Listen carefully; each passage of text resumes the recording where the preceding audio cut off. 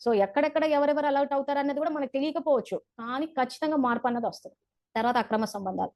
So ఈ రోజు ఒక సెంటర్‌లో అక్రమ సంబంధాలు నడుపుతుంటే వాళ్ళు మటుకు వాళ్ళు డ్రైవింగ్‌లోకి వెళ్ళిపోతుంటే ఈళ్ళంతా చదువు సంధ్యలు మానేసి సేవాదారులు ఆ సెంటర్‌లని ఊడ్చి, తుడిచి అక్క వచ్చేసరికి రెడీగా వండి పెట్టేసి ఎందుకంటే అక్క ఫ్రీ అయిపోయింది పనులతోటి.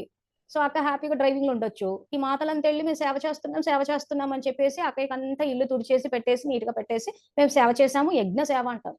బాబా సేవ అంటారు. సో మరి ఈ రకమైన సేవ చేస్తే ఇక్కడ బాబా చెప్పినట్టు డిగ్రీ వస్తుందా? సో ఇక్కడ ఏం డిగ్రీ రావాలి మనకి? జ్ఞాన స్వరూపులంటే మొత్తం బుద్ధిలో మొత్తం జ్ఞానం యొక్క ధారణ ఉండాలి. అప్పుడు నేను డిగ్రీ ఇస్తా అంటాడు. సో అసలు జ్ఞానమే ధారణ అవ్వకుండా పొద్దంతా వెళ్లి తుడిచిందే తుడిచి, కడిగిందే కడిగి మాట అంటే చాలా మంది కోపం వస్తది గానీ మీకొచ్చినా పర్లేదు. ఉన్న నిజం తెలుసుకోండి. నన్ను తిట్టుకున్నా పర్లేదు, మధ్యలోకి వ్యతిరేకం అనుకున్నా పర్లేదు, విమర్శిస్తుందనుకో ఏమన్నా అనుకోండి. మీరు గనక చదువుకోకుండా, జ్ఞానాన్ని ధారణ చెయ్యకుండా, మీ సమయాన్నంతా తుడవడానికి, వండడానికి చేస్తే ఈ డిగ్రీ రాదు.